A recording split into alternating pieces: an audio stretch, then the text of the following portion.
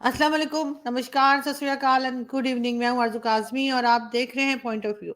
हमारे साथ हैं जी आपके जाने-पहचाने वसीम अल्ताफ़ साहब। बहुत शुक्रिया सर कि आज आप आए। Thank you so much. Thank you for inviting me ji. आज सर 2-3 चीज़ों पर आपसे बात करेंगे। एक तो आपको पता ही है कि एक बार फिर लॉकडाउन चल रहा है इस्लामाबाद में। फिर से कहा जा रहा है कि पीटीआई के वर्कर्स जो हैं या सपोर्टर्स जो हैं वो निकलेंगे, उनके डर के मारे एक बार फिर जो है वो गवर्नमेंट घबराई हुई दिखाई दे रही है, उस पे भी बात करेंगे। साथ-साथ आपको मालूम ही होगा हमास का जो नया लीडर है याह्या सिनवर, उसको भी मार दिया गया है, उस पे भी हम बात करेंगे। और एससीओ समिट आपने देखी, तो आपके ख्याल से क्या पाकिस्तान के लिए चैलेंज था? और अगर था, तो पाकिस्तान ने किस तरह से मतलब सारी जो ऑर्गेनाइज़ किया था या अरेंजमेंट्स की थी, वो आपको कैसी लगी एससीओ की? एससीओ से स्टार्ट करते हैं सर। डॉक्टर जयशंकर आए, बहुत अच्छा लगा हमें तो। आप बताइए आपको कैसा लगा? जी, मुझे भी बहुत अच्छा लगा। इनफैक्ट काफ़ी मिसगिविंग्स थी शुरू में कि हुँ। मालूम नहीं इंडिया से कोई आता है या नहीं आता और किस लेवल का बंदा आता है। तो वो डॉक्टर जयशंकर आए और मैं समझता हूँ कि बहरहाल एक पॉजिटिव डेवलपमेंट है इंडो पाक रिलेशंस के हवाले से, चाहे वो एससीओ ही के प्लेटफॉर्म पे आए। लेकिन बहरहाल ये एक तब्दीली है और इसके खुशगवार नताइज होंगे कि एटलीस्ट एक इंटरेक्शन तो हुआ एक हाईएस्ट लेवल पे, यानी उनका शहबाज शरीफ से भी मुलाकात हुई उनकी और इसहाक डार साहब से भी मुलाकात हुई। तो वो बहरहाल ये था कि चलें कम से कम एक साथ बैठे तो हाथ तो मिलाया, कोई मुस्कुराहटों का तबादला हुआ, तो ये एक अच्छी चीज़ है और इससे बात आगे चलेगी यकीनन। जी आरज़ू। बिल्कुल, लेकिन सर इस बुरी तरह से ब जो ब्लॉक कर दिया गया था पूरे शहर को, क्या उसके बगैर काम नहीं हो सकता था? देखिए, बात ये है कि बहुत ज़्यादा जो है ना वो इनसिक्योरिटी है इस वक़्त। एक सेकंड। यार तुम ये क्या कर रहे हो? तुम ले जाओ इसको, बाद में आ जाना। तो बात ये है कि पाकिस्तान में जो सिक्योरिटी सिचुएशन है वो कोई तसल्ली बख्श नहीं है। यानी बेशुमार दहशतगर्दी के वाक़यात हुए हैं और बहुत से वाक़यात में फ़ॉरेन नेशनल्स को टारगेट किया गया। तो इन हालात में जबकि बहुत इनसिक्योरिटी पाकिस्तान के अंदर भी है और उन मुल्कों में भी है जिनके सिटीजन्स ने पाकिस्तान में आना है, आना था। तो इस हवाले से गवर्नमेंट ने बहुत ही एक्स्ट्रा ऑर्डिनरी सिक्योरिटी मेजर्स लिए। पूरे इस्लामाबाद को ब्लॉक कर दिया गया, मेन रोड्स सारी ब्लॉक कर दी गई। इवन यहाँ तक हुआ कि रावलपिंडी से जो रास्ते बाहर के दूसरे शहरों को जाते थे उनको भी ब्लॉक कर दिया गया। तो लेकिन बहरहाल ये हुआ है कि खैर आफियत से पूरा इवेंट हो गया हुँ। और इसका क्रेडिट बहरहाल गवर्नमेंट ऑफ पाकिस्तान को देना चाहिए कि कोई नाखुशगवार वाकया पेश नहीं आया। अवाम बिल्कुल को है सर। अवाम को खासी तकलीफ उठानी पड़ी, खासे मसाइल हुए और उस अवाम में आप भी शामिल हैं, उसमें मैं भी शामिल हूँ, लेकिन बहरहाल ये जो हुँ। इवेंट था ये खैर आफियत से हो गया। जी। बिल्कुल ऐसे ही सर, क्योंकि काफ़ी लोग टेंस थे कि कोई ऐसी बात ना हो जाए जो जिससे कि मेहमानों को जो है कोई किसी किस्म की परेशानी देखनी पड़े, लेकिन खैरियत से हो गया। लेकिन अगर हम देखें सुबह से टीवी पर याह्या सिनवर को शहीद बताया जा रहा है एज़ यूजुअल हमारे यहाँ से, और हमास का लीडर वो था, उसको मारा गया इज़राइल की तरफ से। इस डेवलपमेंट को आप कैसे देखते हैं? जी, देखिए बात ये है कि इज़राइल ने पूरी एक लिस्ट बनाई हुई है उन लोगों की, जो किसी न किसी हवाले से 7 अक्टूबर 2023 के वाक़ये में शामिल रहे, उनका हाथ था इसमें। और उसमें जो इनका मिलिट्री विंग है हमास का, उसकी सरबराही ये सिनवार ही कर रहे थे। तो उनका नाम भी उस लिस्ट में था।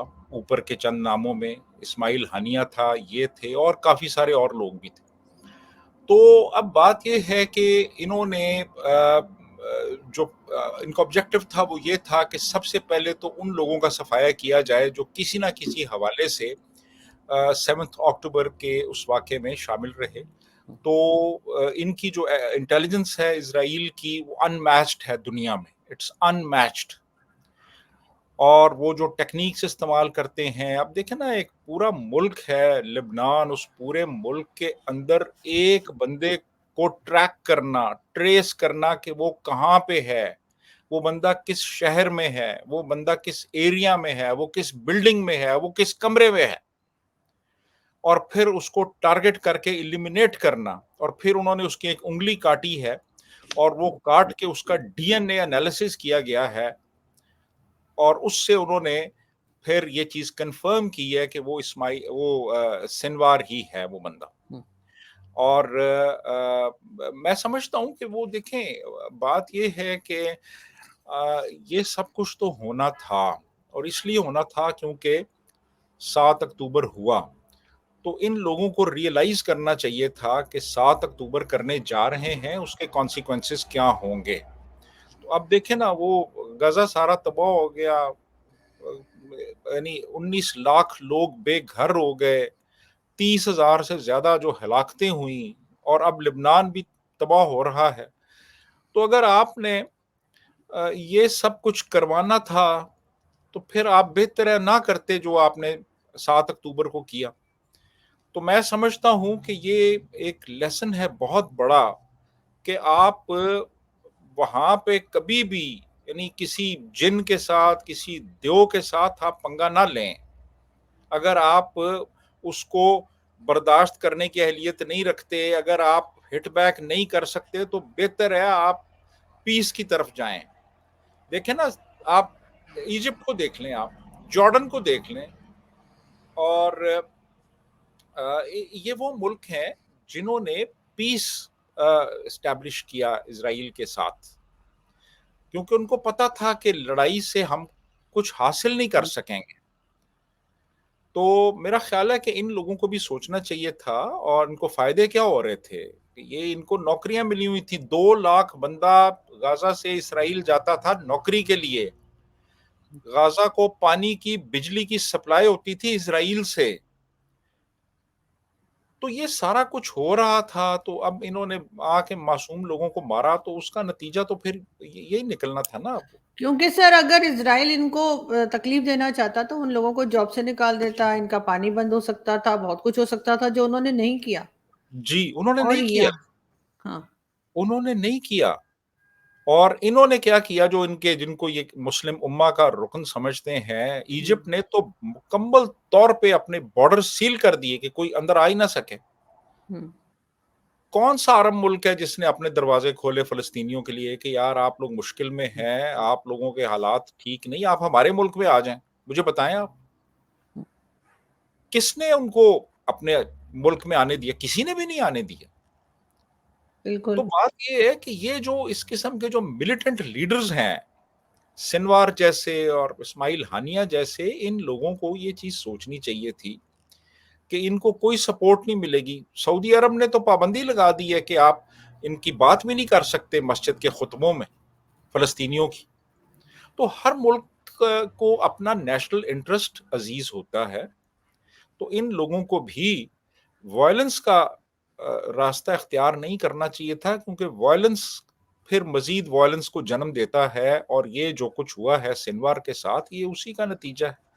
उन्होंने हिट लेकिन बैक। सर पाकिस्तान किस खुशी में शहीद शहीद बता रहे, जबकि ये आदमी कोई इस काबिल नहीं है कि था कि जिसको कि शहीदों में गिना जाए। ये तो उसामा ये बिन तो लादेन। टेररिज्म कर रहे थे ना, एक तरह से तो टेररिज्म ये कर रहे तो थे। ये तो उसामा बिन लादेन को भी शहीद कहते हैं। तो सिनवार तो उससे काफी निचले लेवल का था। तो मतलब सोचना चाहिए यार, ये दहशतगर्द लोग हैं, ये हाँ, दहशतगर्द हैं। जो ये, क्योंकि जो बंदा भी मासूम औरतों बच्चों को टारगेट करता है, उसको पूरी दुनिया में दहशतगर्द ही गर्दाना जाता है। और इन्होंने ह्यूमन शील्ड भी बना रखी थी, बल्कि अभी तक बना रखी है फलस्तीन में। जो ये बार बार कहते हैं ना बच्चे मारे गए, औरतें मारी गई, तो इन्होंने ह्यूमन शील्ड बना के रह रहे हैं ये हमास वाले। हाँ हाँ, ये एक प्लानिंग के तहत होता है, ताकि बच्चे और औरतें टारगेट हों, उन पे बम गिरे आके, उनकी फिर तस्वीरें खींचते हैं ये, फिर ये मीडिया पे लगाते हैं जी इसराइल ने ये सब कुछ किया। तो ये प्लानिंग के तहत ये सारा कुछ करते हैं। तो बात ये है कि ये जो कुछ भी हुआ है, ये एक बहुत बड़ा लेसन है कि आप जब भी इस किस्म की शरारत करेंगे, तो उसके इंतहाई तबाहकुन नताइज होंगे। और सबसे पहले जो एलिमिनेट किया गया है, वो इन्हीं लोगों को किया गया है, जो कि मास्टरमाइंड थे इस पूरे इस वाक़ये के। बिल्कुल ऐसा ही है, लेकिन सर अगर हम पाकिस्तान की बात करें तो आज फिर एक बार जो है वो तमाम जगह कंटेनर लग गए हैं। स्कूल कॉलेजेस यहाँ से इस्लामाबाद से लेके पूरे पंजाब में भी बंद कर दिए गए। कई बच्चों के एग्जाम्स हो रहे थे, वो भी पेपर भी कैंसिल हो गए हैं।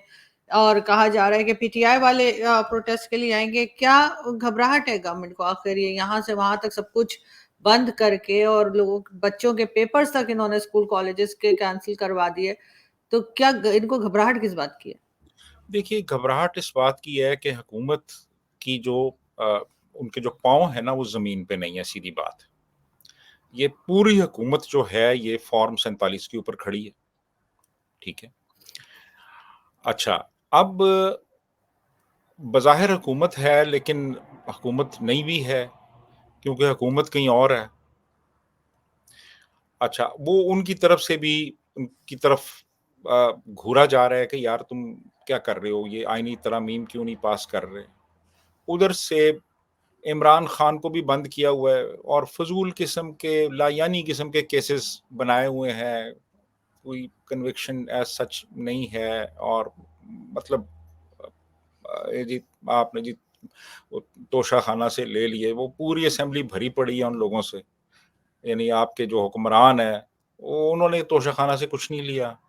फिर जी वो बीवी के साथ तुमने जनाब वो तुम चले गए, एक ख़ास पीरियड में तुम्हें नहीं जाना चाहिए था बीवी के पास, तुम चले गए। अभी कोई बातें हैं यार करने वाली आप मज़ाक बना रहे हैं अपना और पूरे क्रिमिनल जस्टिस सिस्टम का। वो अगर फॉरेन फंडिंग केस है, तो वो अगर आप कहते हैं कि सारा कुछ है, तो फाइनलाइज़ करें उसको। वो अल-कादिर ट्रस्ट का केस है, तो फाइनलाइज़ करें उसको। अच्छा, वो केसेस जो है ना, वो उन पे कोई एज़ सच कोई पेशरफ्त है नहीं है। तो एक गुस्सा है। जो यूथ है, हमारी यूथ प्राइमरीली वो इमरान खान की सपोर्ट करती है। यूथ के अंदर गुस्सा है। यूथ के अंदर और भी बहुत से फैक्टर्स की वजह से गुस्सा है कि आप एक बहुत भारी रकम दे रहे हैं तालीमी इदारों को अपनी तालीम के लिए और रिटर्न में आपको एक डिग्री मिलती है और वो डिग्री जो है वो महज एक कागज़ का टुकड़ा है। आप वो डिग्री लेके जाते हैं, आप हर जगह पे ज़लील-ओ-ख़्वार होते हैं, आपको नौकरी नहीं मिलती। धड़ाधड़ यूनिवर्सिटीज़ बन रही हैं और तालिब-इल्म आ रहे हैं, वहाँ पे दाखिला लेते हैं, वालिदैन पता नहीं किस तरीके से वो उनकी एजुकेशन को अफ़ोर्ड करते हैं और रिटर्न है कोई नहीं। फ्यूचर जो है वो ब्लीक है, अनसर्टेन है, पता नहीं कल को क्या होगा, इतना पैसा खर्च कर दिया तालीम के ऊपर, कुछ मिलता है, नहीं मिलता। जिसको वो लीडर समझते हैं, वो जेल के अंदर बंद है जी? फ्यूचर कोई नज़र नहीं आ रहा। तो बड़ी फ्रस्ट्रेशन है यूथ के अंदर इस वक़्त, बेपनाह फ्रस्ट्रेशन है। लेकिन जब ये लीडर बाहर थे सर, ये लीडर तो तब भी पॉपुलर, उस वक्त पॉपुलर नहीं थे जितने अब हो गए जेल जाके, क्योंकि काम तो इन्होंने भी कोई नहीं किया था। इनकी हाँ, जितने दिन भी इनकी हुकूमत रही, इन्होंने भी ईंट से ईंट बजा दी थी पाकिस्तान की। मैं आपसे एग्री करता हूँ बिल्कुल, मैं आपसे फुली एग्री कर रहा हूँ कि इन्होंने भी कोई कॉन्क्रीट स्टेप्स नहीं लिए यूथ की अपलिफ्ट हम्म। के लिए, यूथ की बेहतरी के लिए, भलाई के लिए कुछ किया तो उन्होंने भी नहीं। वो भी हुकूमत में रहे। 4 साल में क्या हुआ? है बल्कि जी? यही थे जिन्होंने 2019 में ट्रेड बंद की थी भारत के साथ। भारत ने तो नहीं की हाँ, थी, हाँ, इन्होंने बंद की एग्ज़ैक्टली थी। आज ट्रेड हम हाथ पांव जोड़ रहे हैं, लेकिन भारत तैयार नहीं है ट्रेड करने के लिए। एग्ज़ैक्टली देखें ये इन्हीं लोगों ने किया था और फिर यानी ये ट्रेड जो है वो बिल्कुल ट्रेड रिलेशंस यानी बाद में इस नहज पे आ गए थे कि दोबारा से ट्रेड शुरू हो जाए। तो वो भी इन्होंने ब्लॉक किया उसको, इन्होंने ही ब्लॉक किया था। हम्म। तो अब कहने का मतलब ये है कि यूथ जो है ना वो इस वक़्त बहुत अजीब किस्म का एक कह लें कि ज़हनी इंतशार का शिकार है इस वक़्त। तो जब आप ज़हनी तौर पे मुंतशिर होते हैं, जब आप फ्रस्ट्रेटेड होते हैं, तो फिर आप सड़कों पे आते हैं। फिर आप पत्थर मारते हैं, फिर आप डंडे उठा लेते हैं, फिर आप बिल्डिंग्स को तोड़ते फोड़ते हैं। ये सारा कुछ हो रहा है इस वक्त, और ये अब पूरे पंजाब में फैल गया है। ये यानी ये लाहौर में भी है, ये हाफिजाबाद में भी है, ये गुजरावाला में भी है, गुजरात में भी है, पिंडी में भी है, और भी शहरों में शुरू हो गया है ये काम। तो अब दूसरा, फिर गवर्नमेंट ने भी, जो पंजाब गवर्नमेंट है ना, उसने मिस हैंडल भी किया है केस को मिस हैंडल किया है। एक तो केस मिस हैंडल हुआ है इनसे, दूसरा जो है वो मतजाद बयानात आए हैं। वजीर तालीम कुछ और कह रहा है, वो सीएम कुछ और कह रही हैं। फिर सीएम जो है उन्होंने थ्रेट भी किया कि जी हम तो नहीं छोड़ेंगे, हमने तो सारे ट्रेस कर लिए हैं अकाउंट्स, हम तो पकड़ेंगे, हम तो ये करेंगे वो। तो ये इस तरह से जो है ना, आप स्टूडेंट्स को आप इस तरीके से आप उनको कूल डाउन नहीं कर सकते, ठीक है। आप पूरी सिचुएशन ओवरऑल उसकी जो सीरियसनेस है उसको समझें, और डिस्क्रीट स्टेप्स लें आप, कि आप कैसे एड्रेस कर सकते हैं उनके ग्रीवेंसेस को।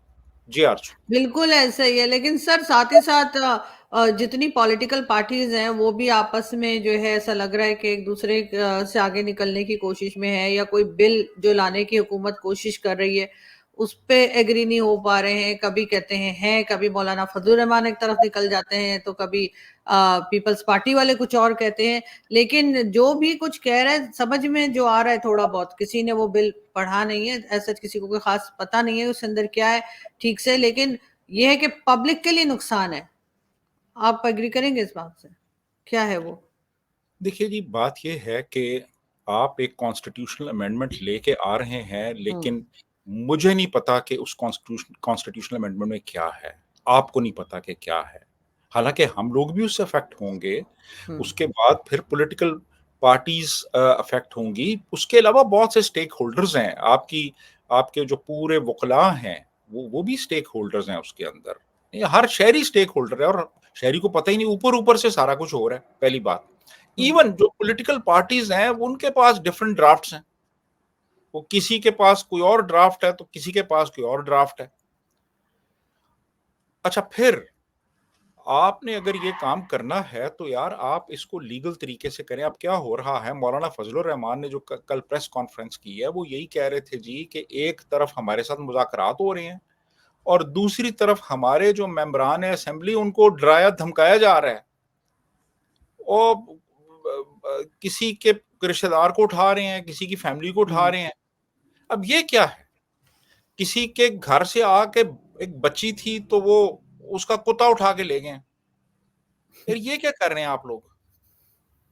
यानी मतलब ये कभी नहीं हुआ था पाकिस्तान की तारीख में कि यानी माओ बहनों को आके धमकियां दी जाती हैं, और यानी किसी की बहू को उठा लिया गया है।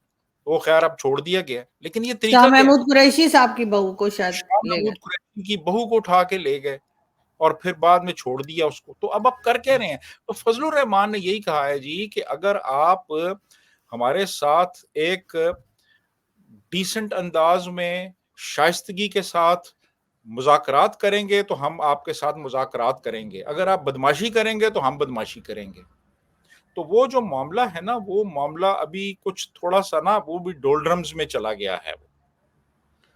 तो अब देखे ना, ये क्या हो रहा है, ये कौन कर रहा है, ये यानी मुज़ाकरात कौन कर रहा है, किसके अमा पे हो रहे हैं? हम्म। और ये जो इस किस्म की हरकतें हैं कि लोगों को उठा लेना, घरों में धमकियां देना, घर पे आ जाना, आके किसी के यानी बहन को, बहू को उठा लेना, कुत्ते को उठा लेना, घर से सामान उठा लेना, मोबाइल पकड़ लेना, नौकरों को मारना, हम्म। ये क्या है? यानी ये बिल्कुल कौन करवा रहा है? सर, आप भी जानते हैं कौन करवा रहा है, मैं भी जानती हूँ, और शायद पब्लिक भी जानती है कौन करवा रहा है। पब्लिक भी जानती है, तो फिर इस तरह तो नहीं होता ना। आपने अगर सियासी लीडरों को कहा है यार कि ये करवाओ, तो फिर उनको करने देना अपने तरीके से। दो बिल्कुल। दो तरीके तो नहीं चलते ना, कि आप एक तरफ से जनाब वो मिन्नतें तरले कर रहे हैं, और हम्म। दूसरी तरफ से जनाब आप घरों में छापे मार के लोगों को उठा रहे हैं। ये क्या तरीका है? बिल्कुल यही है, लेकिन अनफॉर्चुनेटली पाकिस्तान में यही होता आया है, पाकिस्तान बनने से लेके आज तक। और कब ये चीज सही हो पाएगी, कुछ कहा नहीं जा सकता। बहुत शुक्रिया सर कि आपने आज ज्वाइन किया। Thank you thank you. So much. Thank thank you. You.